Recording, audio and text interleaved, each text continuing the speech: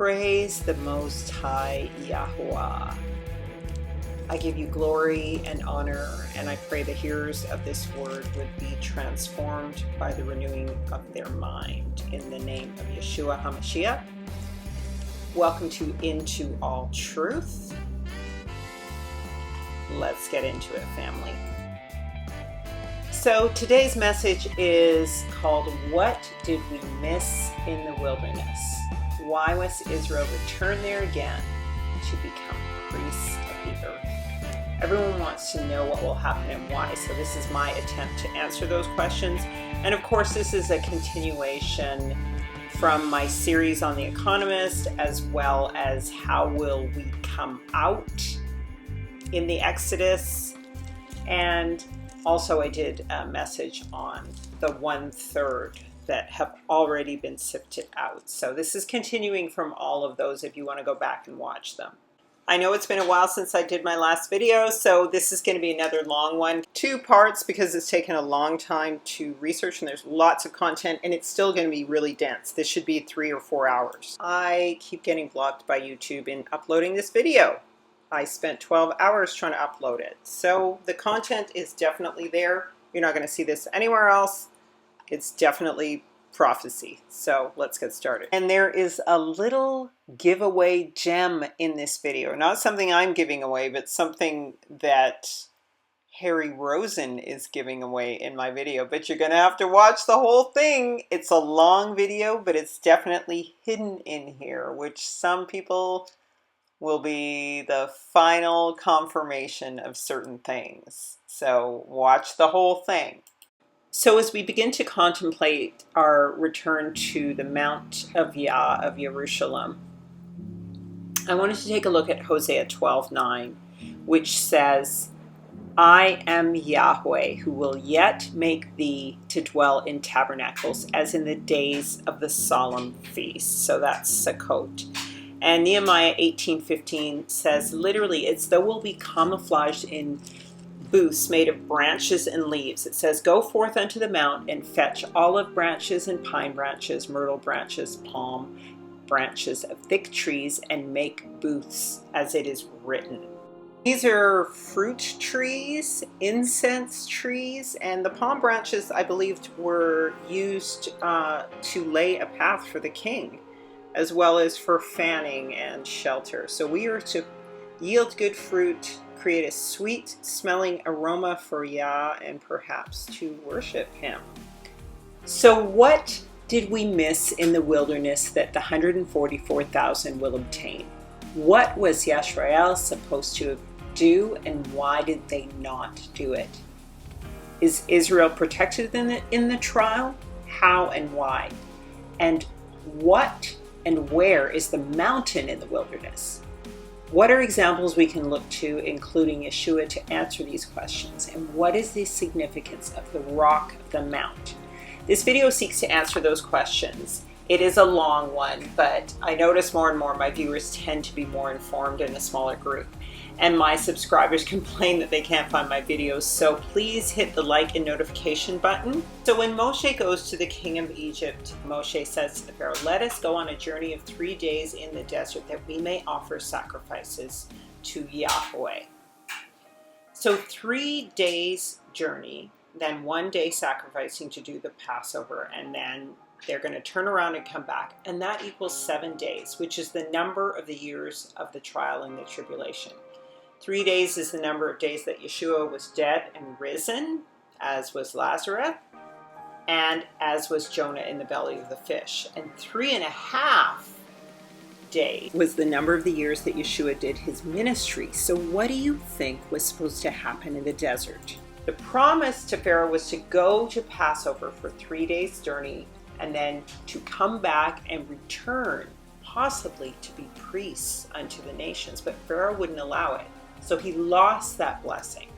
The word says we're strangers and sojourners in a strange land, as were all of our fathers. Yeshua even said, this is not my home, but that the kingdom of heaven is at hand, and it's coming down from above. Even Abraham was a stranger and a sojourner until he went up the Mount of Yah alone with Isaac. After that, he was settled.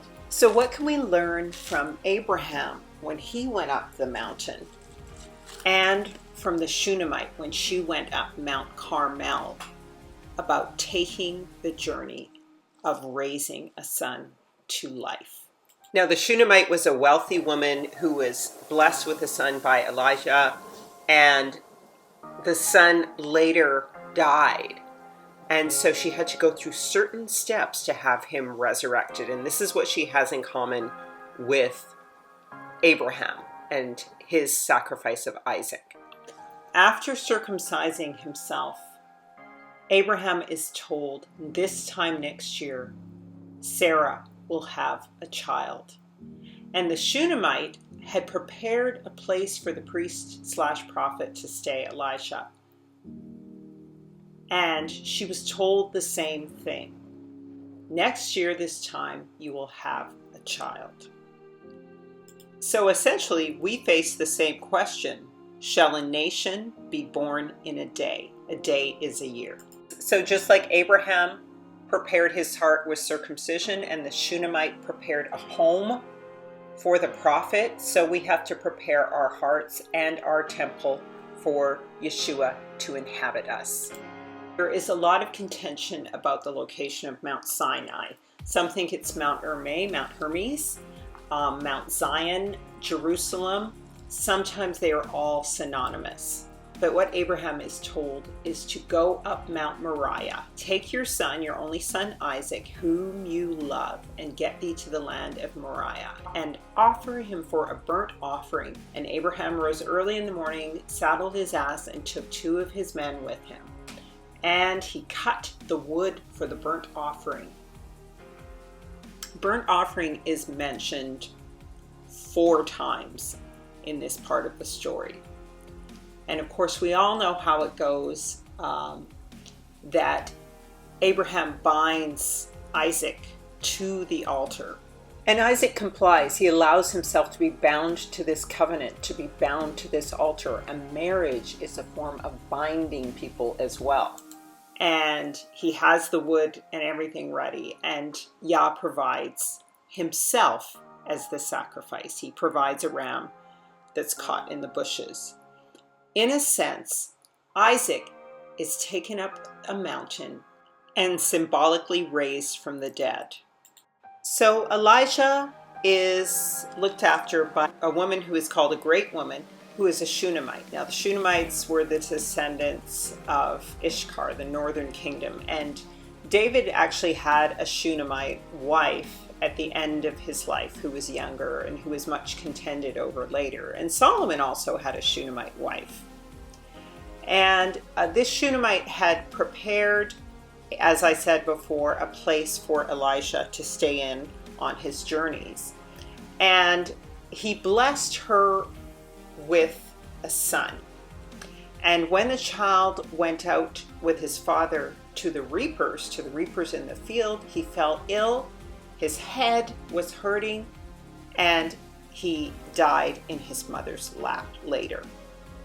So what the Shunammite woman does is she goes up Mount Moriah to Elisha, and she catches him by the feet and demands that he come back and revive her son.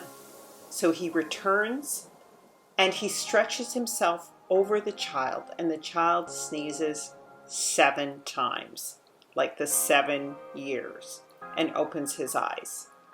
So just like the Holy Spirit hovered over the earth and breathed life into man, so this is how Elijah raises the Shunammite's son from the dead.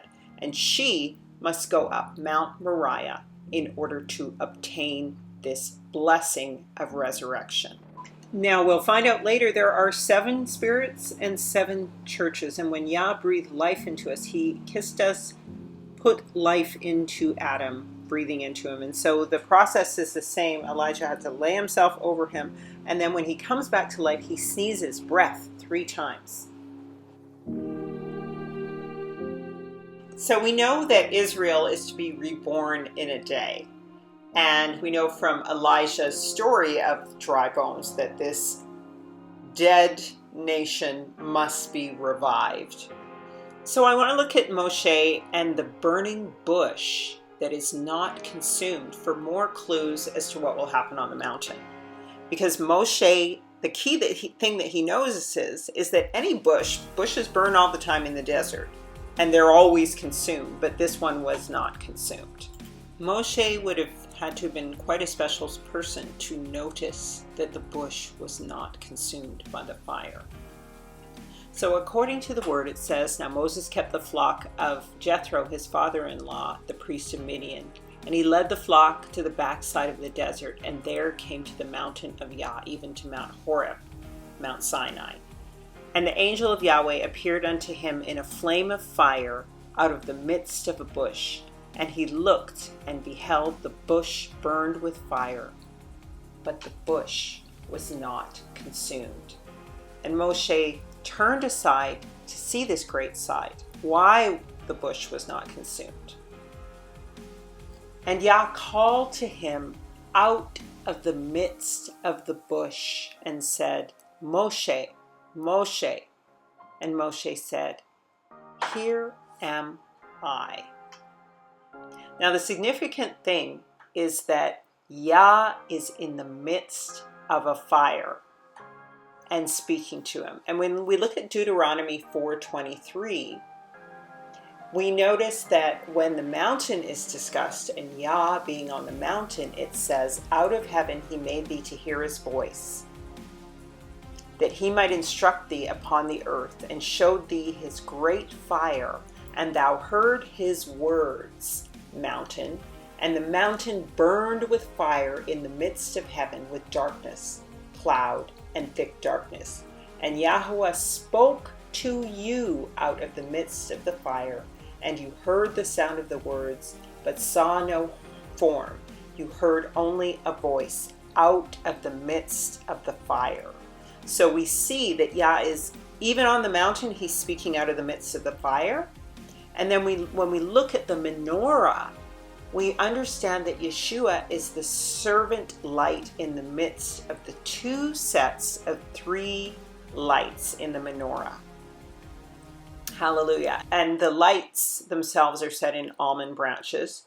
And on either side of the menorah are two olive trees connected to feed oil to the center lamp in the midst.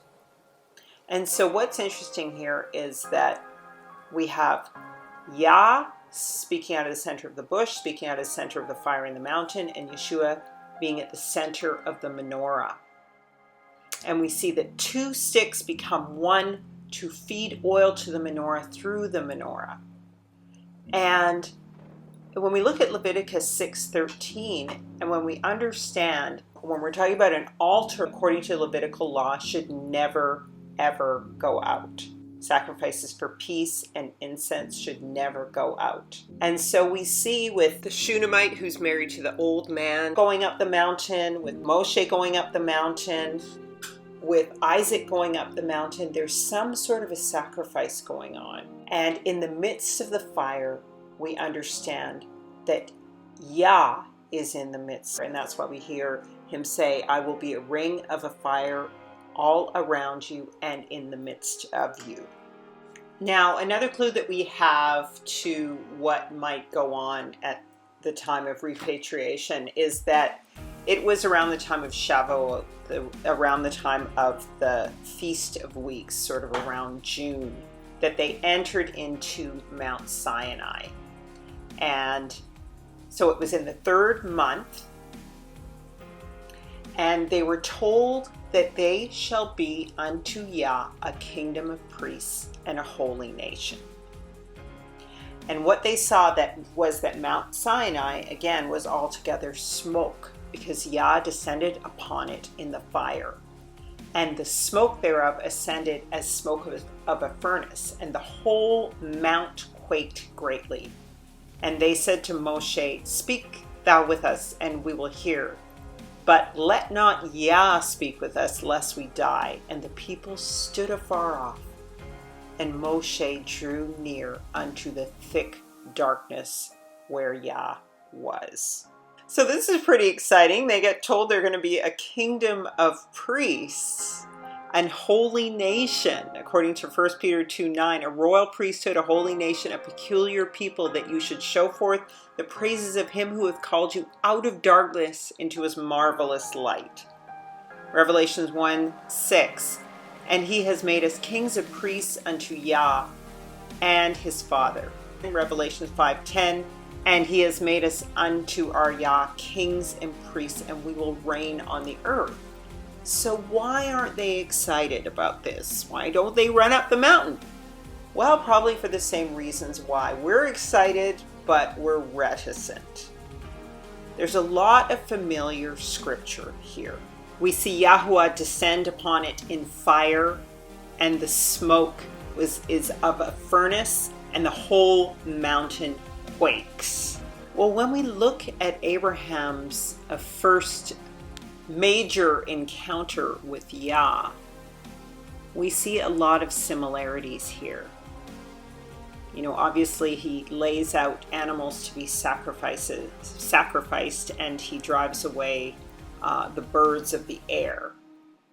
But this is at a time when the sun is going down, and a horror of great darkness falls upon him in Genesis 15:9 through 18 here. And we see also that there is a smoking furnace and a burning light that passes through the animal sacrificial pieces that Abraham has laid out, or Abram has laid out. So, and this is all connected to the prophecy of the children of Israel being strangers in a strange land and going to be afflicted and slaves. So this is kind of the associations they may have been making, and they're right to make them. And you can freeze this and look at this chart, because they knew that they had only been in about 200 years of slavery, not 400. So you can read the scriptures that Abraham all the way to Moshe were only in Canaan and Egypt for 430 years. So with all the terror of the fire on the mountain, they refused to go up the mount of Yah. And when they saw the appearance of Moshe, this also caused them to fear, to the point where he had to veil his face. And it came to pass when Moshe came down from Mount Sinai with the tablets of the commandments in his hands, the skin of his face shone when he talked with Yah. And when Aaron and all the children of Israel saw Moshe, behold, the skin of his face shone, and they were afraid to come near him. So this is a very familiar picture. So Yeshua takes James, John, and Peter up to a high mountain, and there he is transfigured before them, and his face shone like the sun, and his clothes became as white as the light. And then there appeared before them Moshe and Elijah talking with Yeshua. And so this is a very familiar kind of a story, where we see the two olive trees, and in the midst of them is the lampstand. Zechariah chapter 4, 1 through verse 14. And the angel that talked with me came again and waked me as a man out of a sleep, and said unto me, What do you see? And I said, I have looked. Behold, a candlestick all of gold, with a bowl on top of it, with Yah's 7 lamps on it, and 7 pipes to the 7 lamps which are on the top of it, and 2 olive trees by it, one on the right side of the bowl, and the other on the left side. So I answered and said to the angel that talked with me, What are these, my Lord? Then the angel that talked with me answered and said to me, Don't you know what they are? And I said, No, my Lord. Then he answered and said, This is the word of Yahuwah to Zerubbabel, saying, not by might nor by power, but by my Spirit, saith Yahweh of hosts. Who are you, O great mountain? Before Zerubbabel, thou shalt become a plain, and he shall bring forth the headstone thereof with shoutings, crying, Grace, grace unto it. Moreover, the word of Yah came to me, saying, The hands of Zerubbabel have laid the foundation of this house. His hands shall also finish it, and you shall know that Yahweh of hosts hath sent me to you. For who has despised the day of small things? For they shall rejoice, and they shall see the plummet in the hand of Zerubbabel with those 7. They are the eyes of Yahweh, which run to and fro through the whole earth. And then I answered and said to him, What are these 2 olive trees upon the right side of the candlestick, and upon the left side thereof? And I answered again and said to him, What are these 2 olive branches, which through the 2 golden pipes empty golden oil out of themselves? And he answered me and said, Don't you know what these are? And I said, No, my Lord.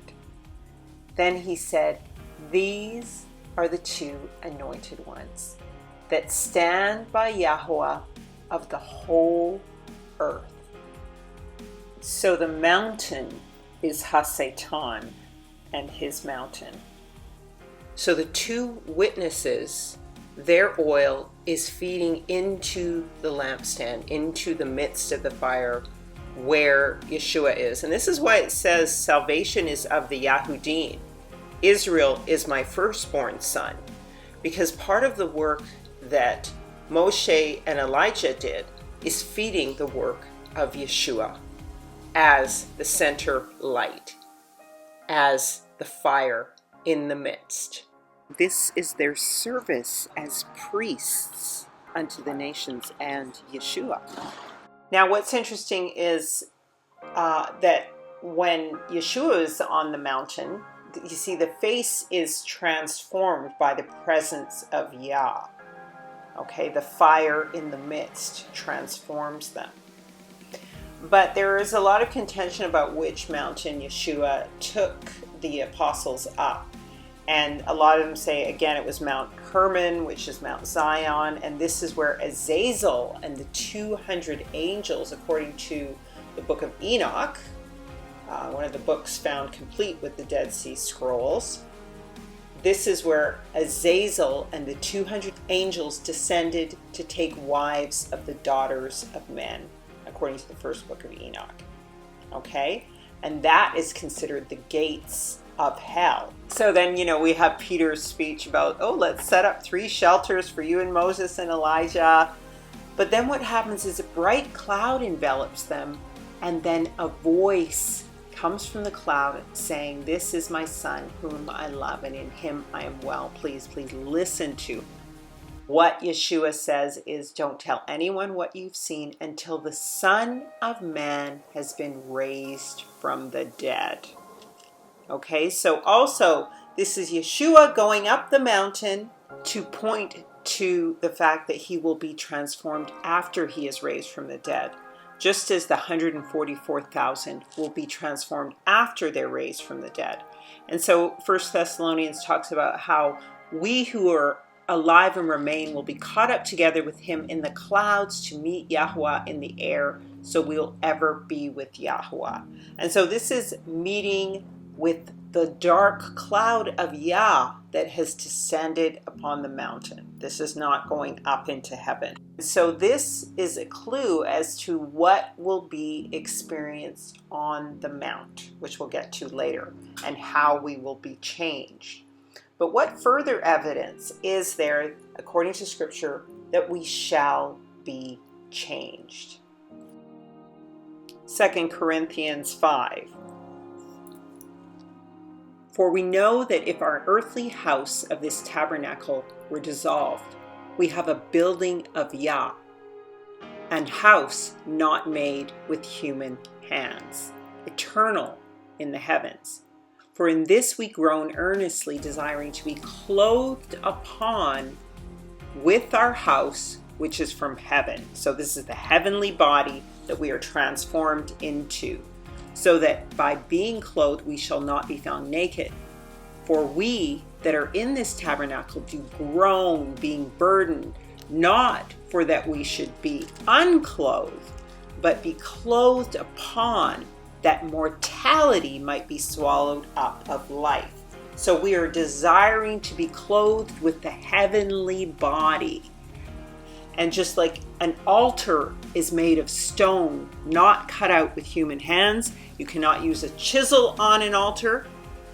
So the human who is transformed into a precious stone in Yeshua as an altar unto Yah, because we know the saints cry out beneath the altar in heaven, they become a temple not built with human hands.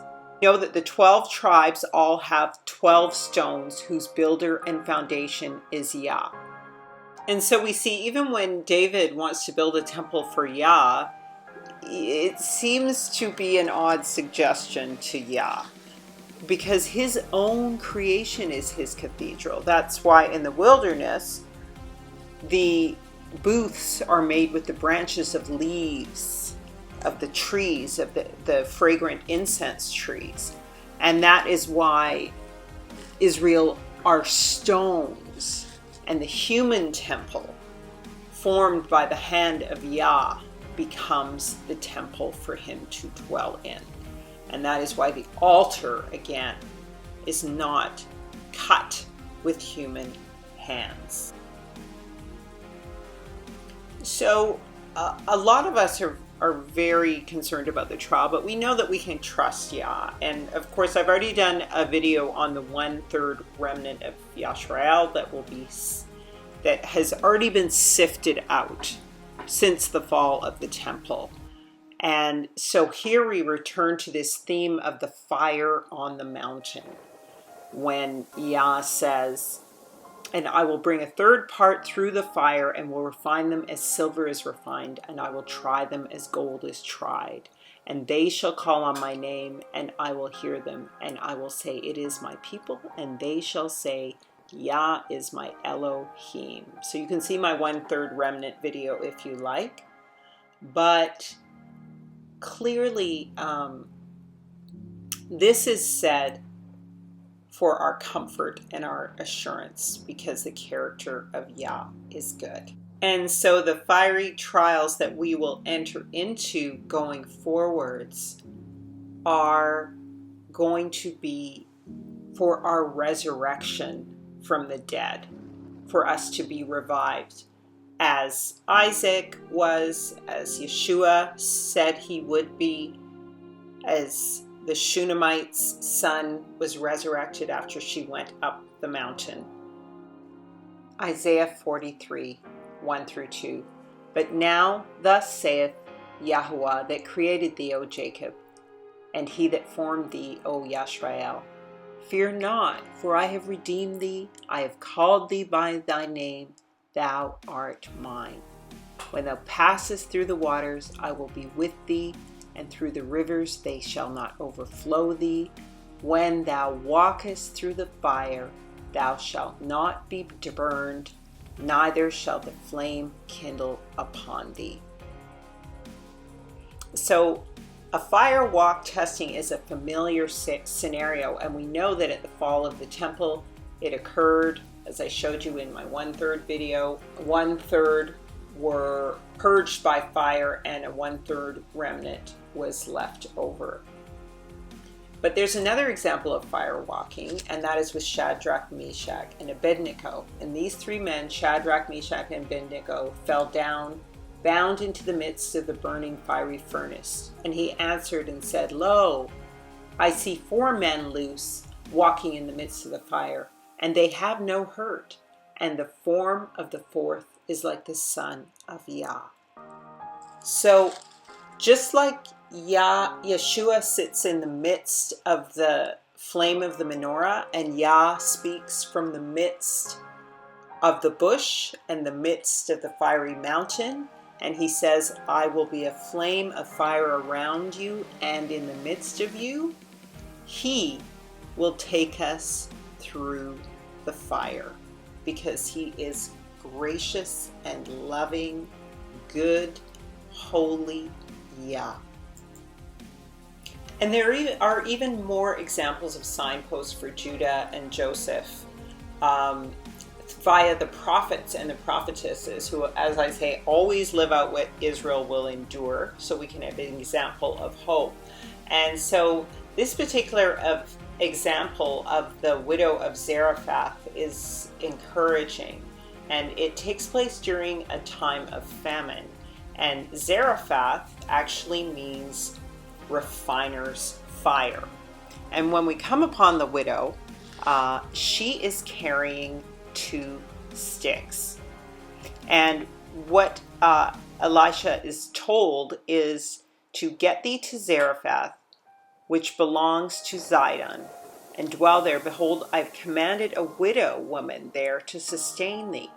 It's a place in Palestine, so this is in the northern kingdom. And she is gathering 2 sticks to make a last meal for her and her son.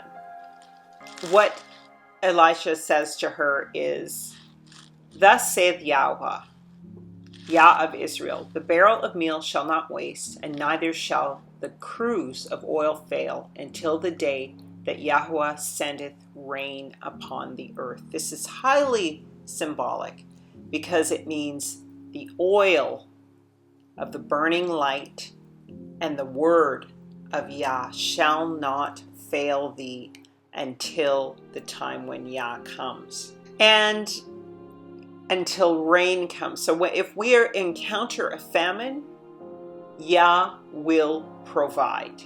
And so because she feeds and accommodates the prophet, she and her son are able to live, and they have sufficient food and oil. So it came to pass after these things that the son of the woman fell sick, and his sickness was so sore that there was no breath left in him. So again, Elijah has to revive this son. He must be wondering what's going on. So he stretches himself out over this son 3 times. Then Yahweh heard the voice of Elijah, and the soul of the child came into him, and he revived and delivered him unto his mother. And Elijah said, See, thy son liveth. So this is another symbol. We have the bread and the oil that does not run out during the famine, during the trial. And because of that, Israel is able to preach. The widow and the son are able to preach the coming of the kingdom to the ends of the earth, and then the son dies and is raised again.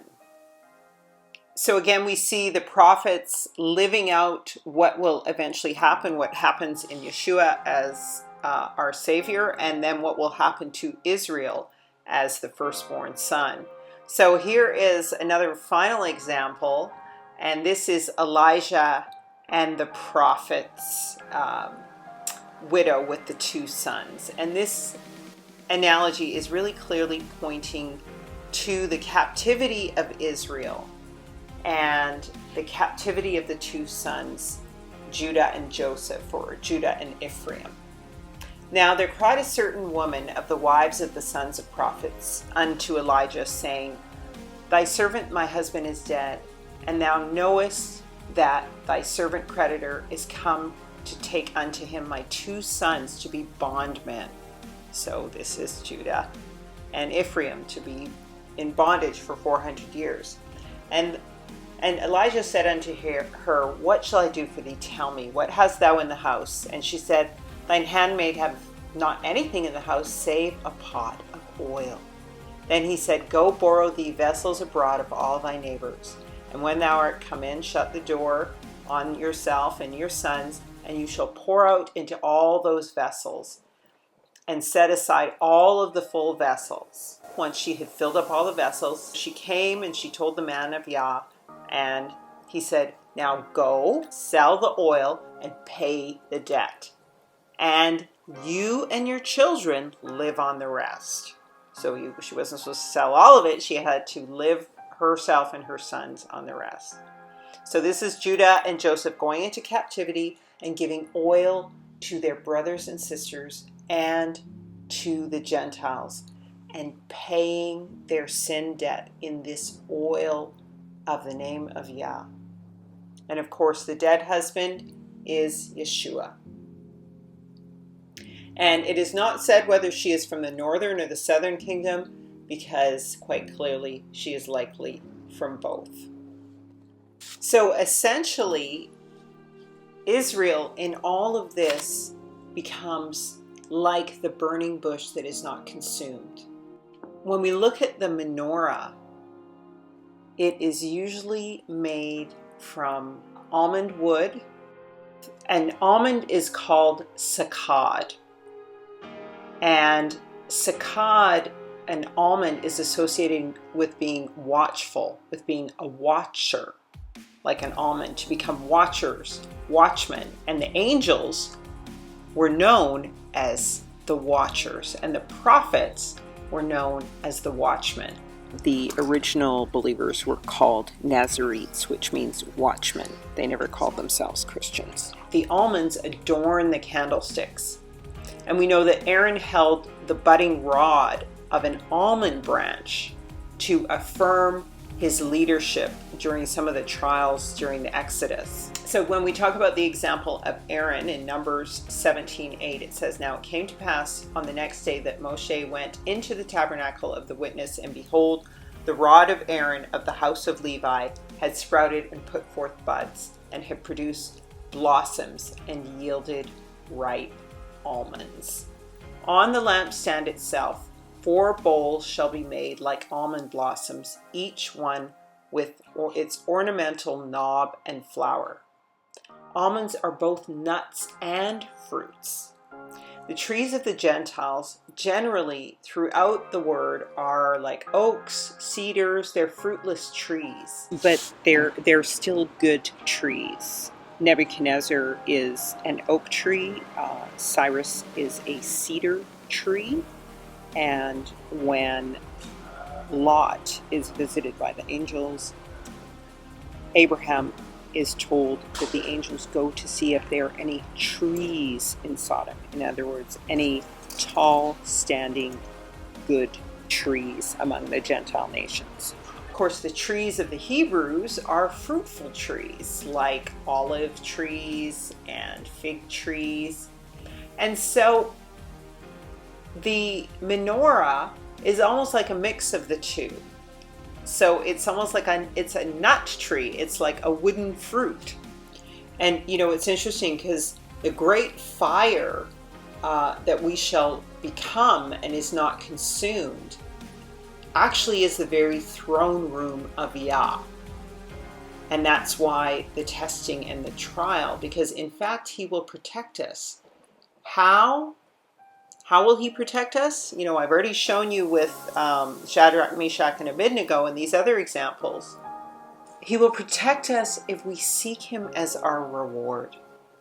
According to Psalm 27:4-8, the word says, one thing have I desired of Yahweh, that I will seek after, that I may dwell in the house of Yahweh all the days of my life, to behold the beauty of Yahweh and to inquire in his temple. For in the time of trouble he shall hide me in his pavilion. In the secret of his tabernacle shall he hide me. He will set me upon a rock. And shall mine head be lifted up above my enemies round about me? Therefore will I offer in his tabernacle sacrifices of joy. I will sing praises unto Yahweh. And then Matthew 7:25 says, and the rain descended, and the floods came, and the winds blew, and beat upon that house, and it fell not, for it was founded upon a rock. So not only is Yeshua the rock, the firm foundation upon which we are founded, but going up the mountain of Yah, which is also Yeshua, is our firm foundation, is our tabernacle that lifts us above the enemies around the world who come against Israel, who are the rock, who have become now like Yeshua. And so Isaiah talks about Yahweh having this plan. Behold, I am the one who has laid as a foundation in Zion a stone, a tested stone, a precious cornerstone of a sure foundation. Whoever believes will not be in haste. Built on the foundation of the apostles and the prophets, Yahshua himself being the cornerstone. Psalm 118:22, the stone that the builders rejected has become the cornerstone, the foundation upon which we are built, and Jerusalem is built because we become Jerusalem. We become the stones of the mountain and the stones of the temple. And so this is how both Israel and Yeshua become the sign. In that day, saith Yahweh of hosts, I will take thee, O Zerubbabel, my servant, the son of Shealtiel, saith Yahweh, and I will make thee as a signet seal, a sign and a wonder, for I've chosen thee, says Yahweh of hosts. So every good mountain is a type of Yeshua. He is our foundation and cornerstone. And there are bad mountains that will be destroyed by the mountain of Yeshua and his servants, shouting grace, grace, and mercy unto his children. That will be the destruction of the mountains of Hasatan. So the Jerusalem in the mount will be inhabited as towns without walls for the multitude of men and cattle therein. And Yahweh says, I will be a wall of fire round about her, and will be glory in the midst of her. So we have heard of Mount Zion, or the holy mountain, being called Sinai, Hermon, Carmel. So where exactly is it? I believe, and this is just my theory, this is theory now, Mount Carmel may be on the way there, as Jerusalem of today is called Sodom and Egypt, and as Jerusalem will come down from the sky. Mount Zion is not going to be where Jerusalem currently is, and we really have to question where it is. Now, the pictographs for Mount Carmel are a calf, which is an open hand, a resh, which is a head, mem, which is to cross over water or water, and the lamed, or staff. It's known as and symbolizes a cultivated garden, a fruitful, plentiful field or place, tender ear of corn, forest like a garden, the early grain. It is a forest, a garden of trees, and notice that we are told to clothe ourselves in myrtle, palm, and olive, a number of different trees for our tabernacle. It is in the area of Asher, where the Shunammite came from, and it is near Jezreel, which is what Israel will be called once it is planted and resown. Between Jezreel and Mount Carmel is the Mount of Armageddon, and Jezreel was purged of Jezebel, the 900 prophets of Baal, and the murder of Nahor by Jezebel for the field of Nahor was avenged in Jezreel. This is where fire came down on the mountain when Elijah confronted the 400 prophets of Baal, and then from there he ran to Jezreel. And when you look at the name Carmel, again it starts with a calf, which is an open hand, and it can also look exactly like a menorah, just like the fire on the mountain. We know its numerical value is 20 or 2, so a union. So that can be Solomon and the Shunammite, David and the Shunammite, or Ephraim and Judah, otherwise known as Joseph and Judah, unifying, or Israel unifying with Yah. And this can take the form of Solomon and the Shunammite. So it's like the open hand of a groom inviting a bride, or the open hand of Yah speaking to us, welcoming us, speaking to us comfortably in the wilderness, taming us, allowing us in, bending, yielding to us in a comforting way. When open hand in marriage to the head, we cross over water or are baptized, and then we are shepherded. Carmel overlooks the water and just is upland from the tongue of the Egyptian Sea, and on the other side of it to the east is the Euphrates area. So this is exactly where the return in the Exodus will occur again. This is the area that is crossed over, split into 7 seas so that Israel can cross over into the promised land, which I mentioned in part 2 of my second Exodus video if you want more information. So what else about Mount Carmel is of greater significance? Carmel is heavily referenced in Song of Solomon. In Song of Solomon it says, "Thine head upon thee is like Carmel, and the hair of thine head like purple. The king is held in the galleries." So we know the purple crocuses are on Mount Sinai. My beloved is bright and burnished, the chiefest among 10,000. His head is as the most fine gold. His locks are bushy and black as a raven. His hands are as gold rings set in beryl, and his belly is as bright as ivory overlaid with sapphires. His legs are as pillars of marble, set in sockets of gold. His countenance is as Lebanon, excellent as the cedars. So the burnished brass is forged in a fire on a mountain, and we have the head of gold in the name, and we of course have the cloud round about, the black cloud that Yeshua comes in, the ivory tower where Yeshua is. Later I'll show you a scripture from the book of Enoch that shows that the Mount of Yah is capped with a sapphire stone. And of course, Lebanon is the gateway to Mount Carmel, and his legs are like cedar of Lebanon.